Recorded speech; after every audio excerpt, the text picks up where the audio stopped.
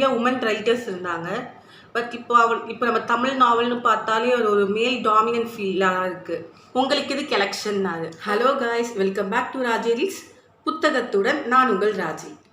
இந்த வீடியோவில் நான் ஈஸ்வரி லெண்டிங் லைப்ரரியிலேருந்து என்னென்ன புக்ஸ்லாம் வாங்கினேன் அப்படின்னு சொல்லிட்டு தான் பார்க்க போகிறோம்.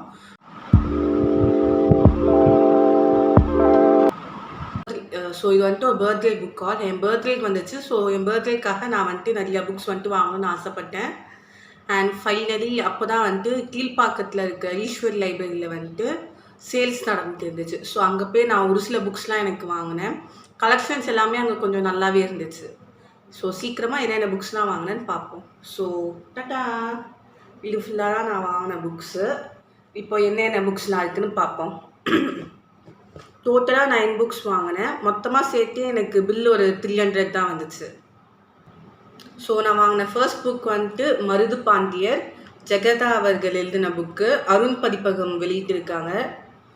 இந்த புக்கு 30 ரூபீஸோ 20 ரூபீஸோ தான் வந்துச்சு. இல்லை மருது பாண்டியர் பற்றின ஒரு வரலாறு மொத்தமாகவே சின்னமாக வந்துட்டு கொடுத்துருக்காங்க.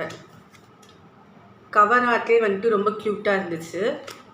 அடுத்த புக் வந்துட்டு இந்த புக் தான், உயர் மனிதனை உருவாக்கும் குணங்கள்னு டாக்டர் MS உதயமூர்த்தி அவர்கள் எழுதின புக்கு. இந்த புக்கை பப்ளிஷ் பண்ணது வந்துட்டு கங்கை புத்தக நிலையம். இது என்ன புக்குன்னு தெரியல, பட் எங்கள் அப்பா வந்துட்டு இதை எடுப்போனாங்க, சரின்னு சொல்லிட்டு எடுத்தேன். உள்ளே யாருன்னே தெரியல, டாக்டர் அனிதான்னு சொல்லிட்டு யாரோட புக்கு போல இது உள்ளே எழுதி வச்சுருந்தாங்க. செகண்ட் ஹேண்ட் புக்ஸில் இருக்கிறது தான் வந்துட்டு ஒரு ப்ளஸ்ஸு. யாருமே தெரியாத மனுஷங்களோட பிடிச்சது பிடிக்காதது கூட நம்மளால் தெரிஞ்சிருக்க முடியும். நீங்கள் பாருங்கள், நிறைய அண்டர்லைன் பண்ணிலாம் வச்சுருக்காங்க. ஸோ இந்த புக்கை படிச்சுட்டு எப்படி இருக்குன்னு ரிவ்யூ ஷேர் பண்ணுறேன். அண்ட் நெக்ஸ்ட் ஒன் வந்துட்டு ஒரு தமிழ் நாவல், நாளை வரும் நிலவுன்னு ரமணி சந்திரன் அவர்களோட நாவல். இது வந்துட்டு அருணோதயம் பப்ளிஷர்ஸ் வந்துட்டு 50வது பொன்விழா அந்த ஆண்டோட வெளியீடு. இந்த புக்குமே கண்டிஷன் சூப்பராக தான் இருக்குது.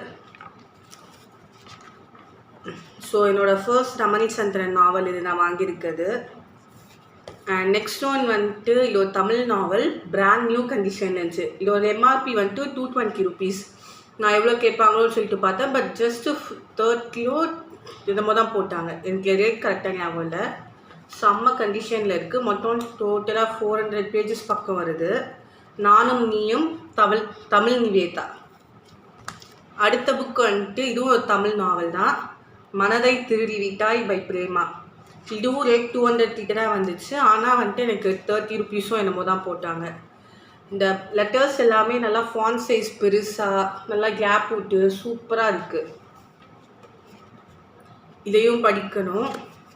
அண்ட் நெக்ஸ்ட் புக் வந்துட்டு இதுவும் ரமணி சந்திரன் அவர்களோட நாவல் தான், நிர்ணயே ரதி என்று. அந்த லைப்ரரியில் ரமணி சந்திரன் நாவல் நிறையா இருந்துச்சு. இதுவும் யாரோ ஒரு பர்சனோட புக்காக இருந்திருக்கு ஒரு காலத்தில். வி கௌரின்னு மென்ஷன் பண்ணியிருக்கு. முன்னொரு காலத்துலலாம் பார்த்தா முன்னொரு காலம் ரொம்ப இல்லை, ஒரு 2000 ஸ்டார்டிங் டிவிலாம் இல்லாதப்போ இது மாதிரி நிறைய உமன் ரைட்டர்ஸ் இருந்தாங்க. பட் இப்போ நம்ம தமிழ் நாவல்னு பார்த்தாலே ஒரு மேல் டாமினன்ட் ஃபீலாக இருக்குது. இப்போ நம்ம டக்குன்னு நாவல்னு சொன்னால், தமிழ் நாவல்னு சொன்னால், தமிழ் நாவல் படிப்புனா பெருமாள் முருகன் சொல்கிறோம். இது மாதிரி நிறையா வந்துட்டு மேல் ஆத்தர்ஸ் தான் சொல்கிறோம். ஆனால் ஒரு காலத்தில் இது மாதிரி நிறையா ஃபீமேல் ஆத்தர்ஸ் இருந்திருக்காங்க. நான் இதை பற்றி சர்ச் பண்ணி பார்க்கும்போது ஒரு ஆத்தர் பார்த்தேன், எனக்கு அவங்க பேர் சரியான ஞாபகம் இல்லை. இது மாதிரி எழுத ஆரம்பிச்சதுலேருந்து அவங்க வந்துட்டு சொந்தமாக ஒரு தனியாக ப்ரெஸ் வச்சு அவங்க எழுதின நாவல் எல்லாமே பப்ளிஷ் பண்ணது மட்டும் இல்லாமல் மற்ற பெண்கள் எழுதின நாவலையும் பப்ளிஷ் பண்ணுறதுக்கு அவங்க பப்ளிஷிங் ஹவுஸ் மூலியமாக ஹெல்ப் பண்ணாங்களாம். இது மாதிரிலாம் இருந்துட்டு இப்போ ஏன் வந்துட்டு தமிழ் எழுத்தாளர்கள்னு பார்த்தா அவ்வளோவா இல்லாத மாதிரி இருக்காங்க. அண்ட் ஒரு காலத்தில் வந்துட்டு இது மாதிரி நாவல்ஸ்னால் இந்த வீட்டில் ஹவுஸ் ஒய்ஃபாக இருந்த நிறைய பேருக்கு பொழுதுபோக்காகவே இருந்துச்சு. ஹவுஸ் ஒய்ஃப்னு மட்டும் இல்லாமல் எல்லாருமே வந்துட்டு புத்தகங்கள் வாங்கி படித்தாங்க. இந்த புக்கெல்லாம் பார்த்தா வெறும் 30 ரூபா தான். பாருங்கள், ரேட் கூட பார்த்துக்கோங்க, ஜஸ்ட்டு 30 ரூபீஸ் தான். இது மாதிரிலாம் புக்கு வந்துட்டு பப்ளிஷ் பண்ணி புக்ஸ் படிக்கிறவங்க நிறையா பேர் இருந்தாங்க. இப்போ புக்கு படிக்கிறதுக்கும் ஆள் இல்லை, புக்கு வந்துட்டு இவ்வளோ அஃபோர்டபுளாகவும் எங்கேயும் கிடைக்கிறது இல்லை. ஸ்டார்டிங்கே பார்த்தா 150, 200, 300 இது மாதிரி ரேட்ஸில் தான் புக் இருக்குது. சரி, அடுத்த புக் என்னென்னு பார்ப்போம். இது வந்துட்டு ஒரு டிரான்ஸ்லேஷன் புக்கு, சூதாதியும் தெய்வங்களும் வாய்மொழி கதைகளின் சேகரம், தமிழில் வந்துட்டு தேவதாஸ் அவர்கள் எழுதியிருக்காங்க. இதை நான் சும்மா பார்த்தப்போ லைக் நிறையா இது ஒரு நாட்டில் இருக்க சிறுகதையெல்லாம் தொகுத்து வச்ச மாதிரி இருந்துச்சு. மொத்தம் நிறைய கதை இருக்குது. இதில் எல்லாமே சின்ன சின்ன கதையாக தான் இருக்குது, பேஜஸ் கம்மியாக தான் வருது. அண்ட் நெக்ஸ்ட்டு வந்துட்டு இந்த புக்கை பார்த்தோன்னே உடனே நான் வந்துட்டு எடுத்தேன், யோசிக்கவே இல்லை. ஆனால் இந்த புக்கில் ஒரே ஒரு சோகம் என்னென்னா, இதோட ஃபஸ்ட்டு பார்ட் எனக்கு கிடைக்கல. ஸோ எனக்கு இந்த வரலாறு படிக்கிறது பிடிக்கும். இது வந்துட்டு வரலாறு சம்மந்தமான ஒரு புக்கு. விடுதலை போரில் தமிழகம் 2ஆம் பாகம் மாப்போசி எழுதின புக்கு. இந்த புக்கோட முதல் பாகம் யார்கிட்ட இருக்குதான் எனக்கு தெரியல. நிறைய பேர் தமிழ் வரலாறு இதை பற்றிலாம் பேசினாலே வந்துட்டு நிறைய பேர் வந்துட்டு மாப்போ சிவஞானம் ஐயாவோட புக்ஸை வந்துட்டு சஜஸ்ட் பண்ணி நான் நிறைய வீடியோஸில் பார்த்துருக்கேன். ஸோ அவர் எழுத்துல வந்துட்டு இதான் என்னோடய ஃபர்ஸ்ட் புக்கு, விடுதலை போரில் தமிழகம் 2ஆம் பாகம். இந்த 2ஆம் பாகத்தில் வந்துட்டு உப்பு சத்தியாகிரகத்துக்கு அப்புறமா நடந்தது, அதில் வந்துட்டு தமிழகத்தோட பங்கு என்னமா இருந்துச்சுன்னு சொல்லிட்டு பேசியிருக்காங்க. ஸோ இதை லாஸ்ட்டாக வந்துட்டு சுதந்திரம் கிடச்ச வரைக்கும் இருக்குது. எனக்கு தெரிஞ்சு நான் படிக்க போகிறதில்ல, இது ஒரு பெரிய புக்கு நினைக்கிறேன். மொத்தம் 612 பேஜஸ் இருக்குது இந்த புக்கில். இதோட பார்ட் 1 யார் வச்சுருக்காங்கன்னு தெரியல. பார்ட் 1 இருக்கிறவங்கக்கிட்ட பார்ட் 2 இல்லை, பார்ட் 2 இருக்கிறவங்கக்கிட்ட பார்ட் 1 இல்லை. அண்ட் அட்லாஸ் இந்த புக் வந்துட்டு ரிட்டையர்ட் ஜஸ்டிஸ் மார்க்கண்டே கட்ஜு அவர்கள் எழுதின book, the shape of things to come and impassioned view. So இவரோட புக்கு எனக்கு வாங்கணும்னு ஏன் தோணுச்சுன்னா, ஆக்சுவலி ரிட்டையர்ட் ஜஸ்டிஸ் அவர்கள் வந்துட்டு எங்கள் காலேஜ்க்கு ஒரு ஈவெண்ட்காக வந்திருந்தாங்க. அப்போ அவர் பேசின கருத்து எல்லாமே வித்தியாசமாக இருந்துச்சு. என்ன ஒரு மனுஷன் இப்படி பேசுகிறாருன்னு சொல்லிட்டு நான் நல்லா யோசித்தேன். எது மாதிரிலாம் சொன்னார்னா, இப்போது லைக் அரசியல் எப்படி நீங்கள் அப்போ எலெக்ஷன் டைமுக்கு முன்னாடிலாம் வந்தார். ஸோ எப்படி வந்துட்டு இப்போ இருக்கிற யங்ஸ்டர்ஸ்லாம் வந்துட்டு அவங்க லீடர்ஸை சூஸ் பண்ணணும்னு கேட்டப்போ உங்களுக்கு இதுக்கு எலெக்ஷன்னாரு. ஃபர்ஸ்ட் எனக்கு கொஞ்சம் ஷாக்கிங்காக இருந்துச்சு. அண்ட் தென் நீ எக்ஸ்பிளைன் தட் இப்போ எலெக்ஷனு ஓட்டு போடுறதுலாம் வந்துட்டு லைக் ரேஷ்னலாக திங்க் பண்ணுற பர்சன்ஸ்க்குறான். பட் நம்ம நாட்டில் இன்னுமே பார்த்தா பிடிச்சவங்க தெரிஞ்சவங்க இது மாதிரிலாம் ஓட்டு போடுறோம், நல்லது பண்ணுறாங்களா இல்லையா பார்க்க மாட்டேங்கிறோம். அதனால் நம்மளுக்கு வந்துட்டு இந்த ஜனநாயகம்ங்கிற ஒன்று தேவையில்லாத ஒன்றுன்னு பேசினார். அவர் பேசினது எல்லாமே வந்துட்டு சம்வாட் அந்த நிமிஷத்தில் வந்துட்டு கோவற மாதிரி இருந்தாலுமே பின்னாடி நம்ம யோசித்து பார்த்தோன்னா கரெக்டான அவர் சொன்னதுன்னு இருந்துச்சு.